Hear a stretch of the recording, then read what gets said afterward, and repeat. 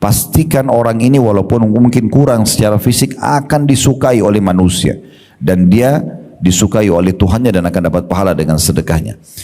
Bismillahirrahmanirrahim.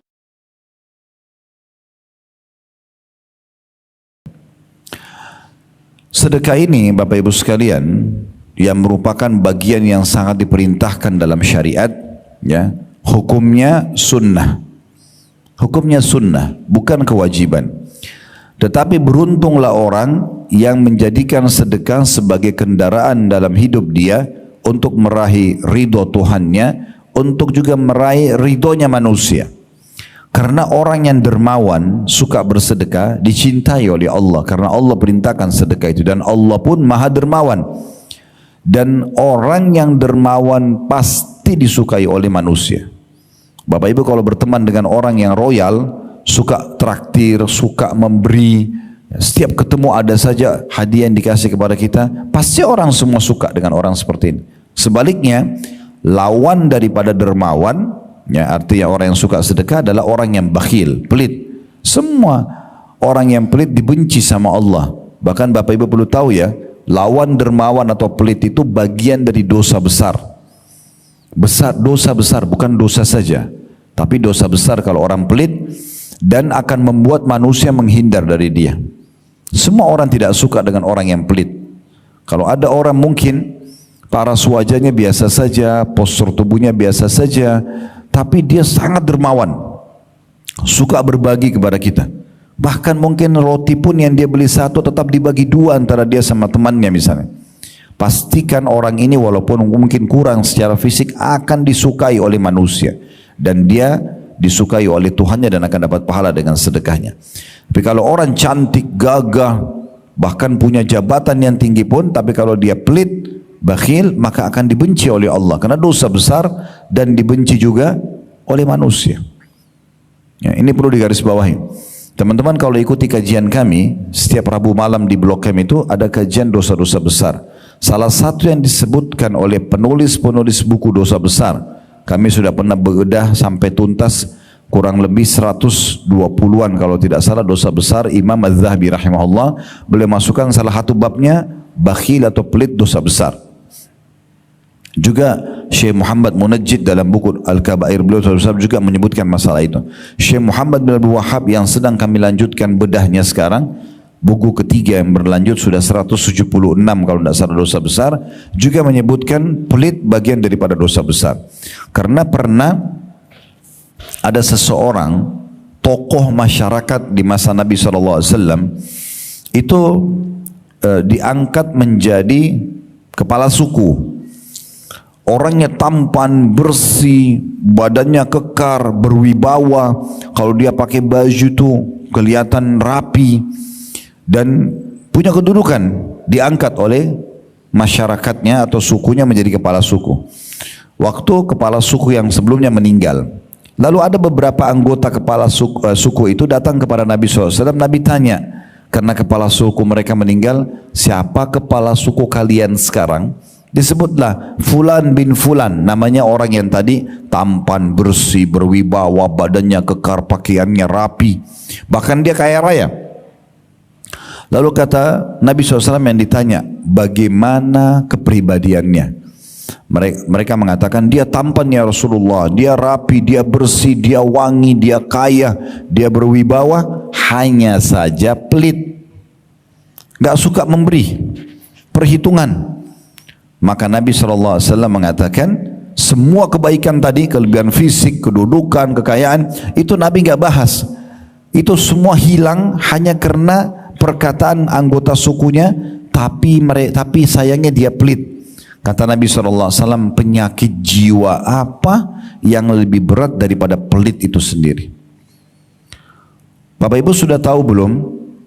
Pernah di zaman Nabi Muhammad SAW ada seorang bapak ikut sholat bersama Nabi SAW.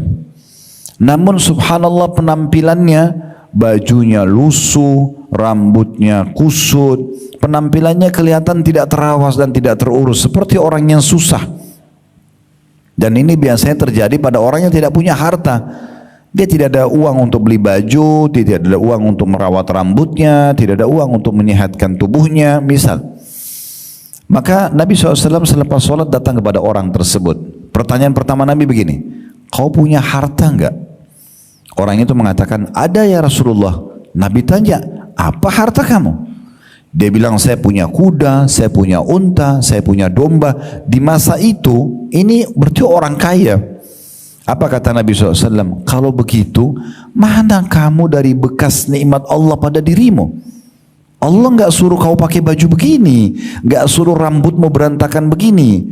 Allah mau kau perlihatkan nikmat Allah pada dirimu. Pakai baju yang layak, sisir rambut yang rapi, ya, tubuh yang segar, penampilan yang bagus. Jangan biarkan citra nama baik kita rusak. Orang lain menilai karena kita tidak bisa merawat diri kita. Kenapa teman-teman sekalian Allah berikan kita rasa gerah, dan di saat kita lagi gerah gak nyaman? Kenapa Allah berikan kita perasaan kalau mandi segar?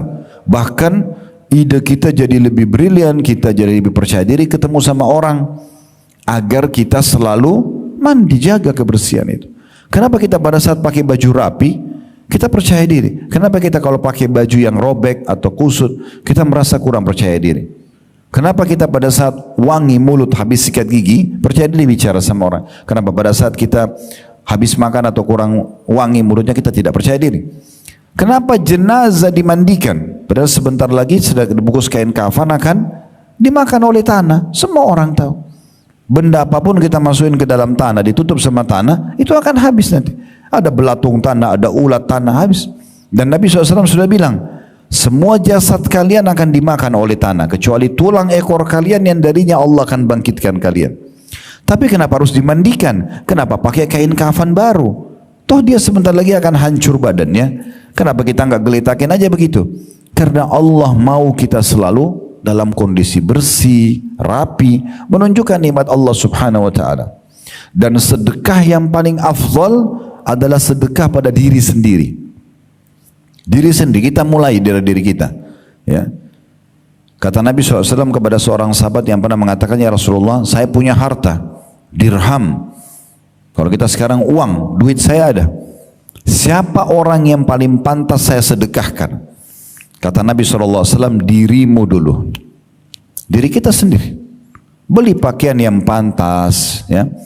Beli mungkin sabun dan sampo yang bagus, beli sepatu yang bagus, yang penting tidak mubazir, tidak berlebihan, tapi jangan juga hinakan diri kita. Kita berada di tengah-tengah, sesuai dengan kebutuhan bukan keinginan, ya. Jadi betul-betul kita harus tahu masalah ini, supaya jangan sampai kita keliru, ya. Nabi SAW sangat senang kalau ada orang yang berpenampilan, dan beliau sendiri mencontohkan itu. Beliau sendiri suka dengan bersih dan rapi, ya. Dan beliau juga seringkali tampil di hadapan para sahabat dengan rapi dan bersih. Kalau pernah dengar Abu Hanifah rahimahullah, ini salah satu dari 4 imam madhab. Ada Imam Abu Hanifah, Imam Malik, Imam Syafi'i, Imam Ahmad. Ini 4 madhab yang sekarang umat Islam umumnya di dunia mengikuti mazhab mereka, ya, atau susunan, ya, hukum syariat yang sudah mereka susun sebagai sebuah panduan bagi umat Islam. Abu Hanifah ini terkenal sekali kalau dia lagi jalan satu tempat wangi, dia bersih, ya. Kalau dia tampil pengajian dia selalu coba tampil prima, ya, sebagai contoh bagi orang. Sampai kalau beliau lewat itu orang-orang tahu, oh, Abu Hanifah baru lewat sini karena wanginya tercium. Abu Hanifah ini pernah habis sholat, dia temui ada satu orang di masjidnya yang sama tadi, mirip dengan kejadian Nabi. Orangnya agak kusut penampilannya, kurang rapi.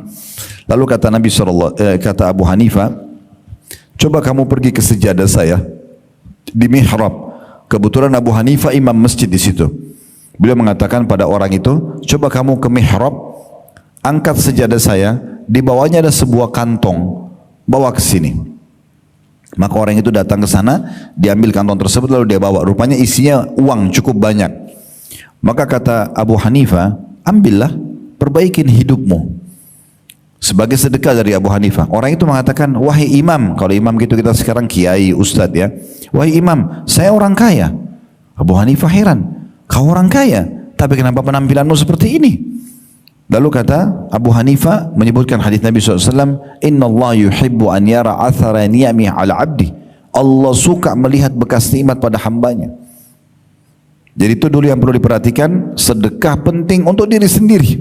Yang penting jangan berlebihan dan ingat sumbernya halal. Kemudian yang kedua, mulai dengan orang-orang yang terdekat kepada kita. Karena sahabat tadi bilang, waktu dia bilang, ya Rasulullah saya punya harta, saya punya dirham, siapa yang paling layak saya sedekah? Kata Nabi SAW, dirimu sendiri. Lalu dia bilang, kalau saya masih punya lagi, sudah selesai, kebutuhan saya sudah terpenuhi. Kata Nabi SAW, anakmu. Lalu dia mengatakan, kalau saya masih punya, istrimu. Kalau saya masih punya, pembantumu. Kalau saya masih punya, kata Nabi SAW, engkau lebih tahu setelah itu. Jadi memang bab sedekah ini adalah bab yang diperintahkan sekali dalam agama Islam. Untuk diri kita, untuk lingkungan kita. Dan sebagaimana saya bahasakan tadi teman-teman, kita kalau terbiasa sedekah, pahalanya besar melimpah. Nah, sebagaimana tadi garis besar sudah saya bacakan daftar isi, apa yang kita dapatkan kalau sedekah. Ya. Yang paling sederhana, semua yang Bapak Ibu keluarkan akan bernilai ibadah di sisi Allah Subhanahu Wa Taala karena sedekah perintah. Dan yang kedua, pasti Allah ganti. Pasti Allah ganti. Salah satu dari 9 poin itu ada pasti Allah mengganti sedekah kita.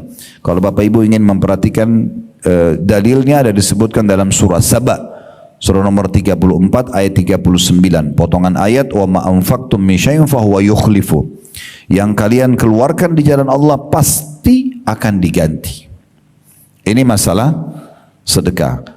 Nah mulai sekarang teman-teman coba jadikan sedekah sebagai sebuah program hidup. Sehingga kita meraih pahalanya, kita meraih balasannya, Allah akan gantikan. Dan mulai dari diri kita, kemudian orang-orang di sekitar kita. Ingat, orang yang dermawan dicintai Allah, sebaliknya. Lawan dermawan orang yang pelit dibenci oleh Allah, bahkan bagian daripada dosa besar.